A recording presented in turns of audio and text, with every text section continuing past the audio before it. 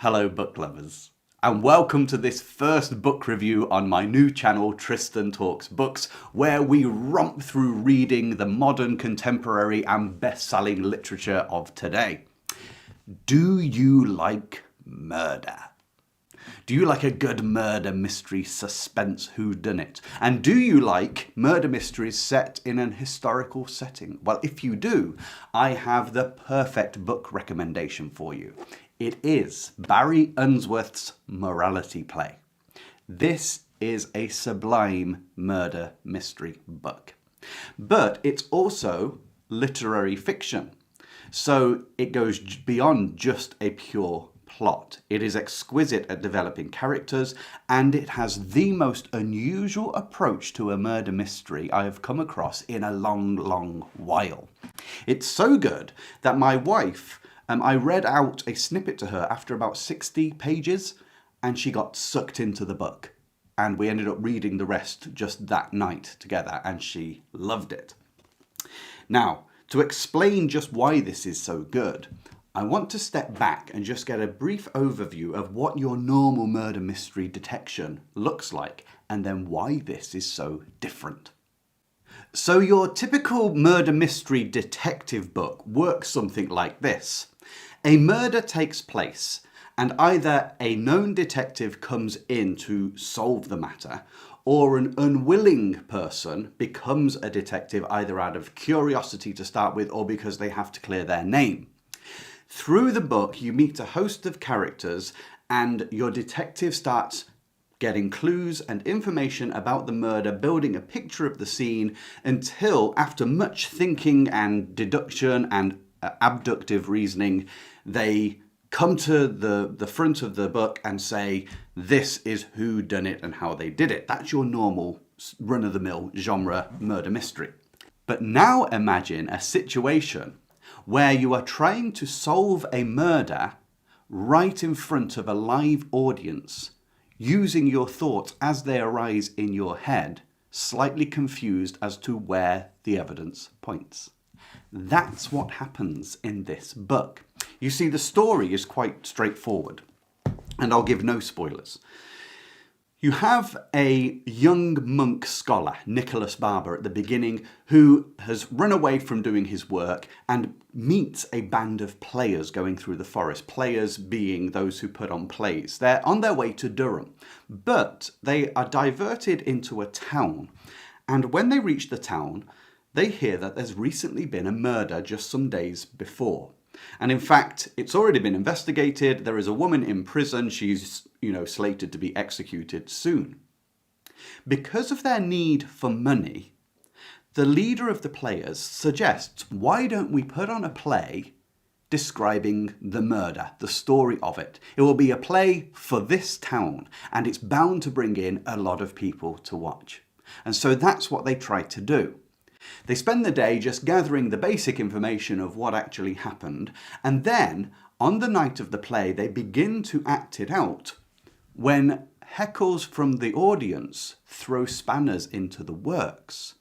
And they themselves realise that not all of the evidence of the story that's been presented to them adds up.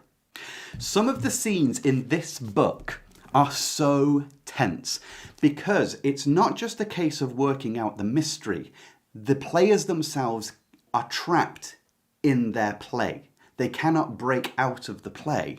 They have to work on their feet all the time, making sure that the people of the town don't suddenly beat them all up for giving a rubbish play, because they call it the true tale of the murder of Thomas Wells. Now, as a book goes, it is phenomenally well written. It's definitely in the literary fiction genre. Barry Unsworth is a Booker Prize winner. This was nominated in a Booker Prize shortlist in the late 90s, although it didn't win. And it will really keep you on your toes. You will not likely to have read a book that explores a murder mystery in the way this one does. He is very good at rounding out his characters too. It's not the thickest book. It's around, I think it's 188 pages. But within those pages, his deftness of touch when describing scenes gives you such a sense of place. And the characters are drawn like a master painter can draw a sketch with just a few lines. Whereas some people can use a whole paint box and still not paint their characters very well. Barry Unsworth does an amazing job. If there's a negative to be said about this book, it is the ending. Murder mysteries are notoriously difficult to end because once the whole plot is based around solving the murder, and once the murder is gone, the main source of interest for the book is also at an end. So getting a denouement for the characters is not always easy. Some people execute it perfectly, others do not. In this book, it's an okay ending, and there are certainly elements which really get you on edge in a tense sense. I'm not talking chase scenes, but just it's tense. And the way each player causes the others to react and panic because they go off script. Very, very good. But it tails off at the end. After the mystery is resolved, it just goes back to normal and it's a pretty weak ending. I wouldn't be surprised if the ending perhaps was one of the reasons this never won the Booker Prize for the year it was nominated.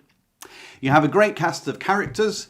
You have our main character, of course, Nicholas Barber. You have just a group of 6 other players, I believe there is. I can't remember all their names off the top of my head. Martin is the leader of the troupe. There is Margaret. There is Straw. There is Stephen.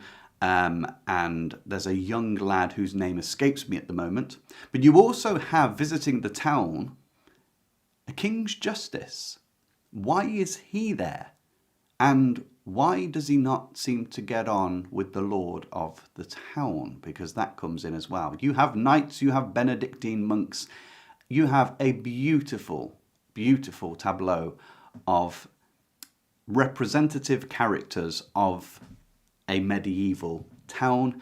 The town is drawn beautifully. The inn is fantastic, where most travellers would stay. Exceptional. Would I recommend that you read this book? Yes, I would. If I were to rate it on that flimsy scale of stars, 1 to 5, I would probably put it personally at a 4, mainly because its ending slightly lets it down. But still an absolutely brilliant read all the way through that will keep you in as much wonderment as the players, who when they began weren't even trying to solve the murder, just tell the story. And you have the intrigue they have of asking, hang on a minute, that doesn't add up. But having to do that before a live audience. Permit me to read you the deliciously crafted opening paragraph of Morality Play and stick around for something extra. It was a death that began it all, and another death that led us on.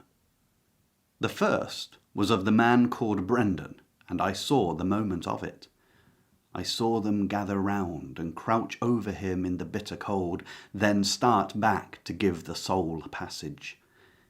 It was as if they played his death for me, and this was a strange thing, as they did not know I watched, and I did not then know what they were. Excellent writing, what? Excellent, wasn't it? And now comes the signal moment of the video.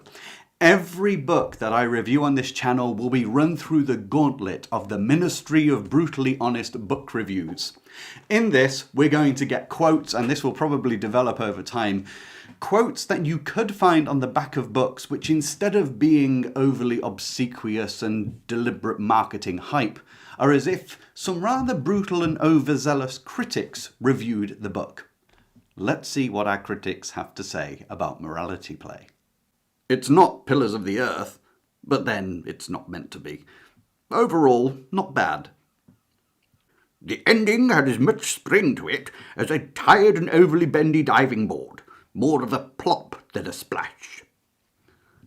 Significantly better than most modern mysteries, even though I did work out the culprit and motive. But the angle of approach was very gratifying. The bit with the bad smell could have been done much better. It isn't hard to see why it didn't win the Booker Prize. A happy diversion, nonetheless. Please don't be offended by the Ministry of Brutally Honest book reviews. It is a somewhat tongue-in-cheek representation of some of the comments you often find written about books, but nonetheless does share some of my deepest, most unfiltered thoughts. I hope you've enjoyed this video. Please, as it's the first, comment below and like this video, and if you can possibly share it in any reading group that you are in or with anyone else, and help this channel get some traction right at the beginning. I truly appreciate it, and I can't wait to be doing more with you as this channel goes forward.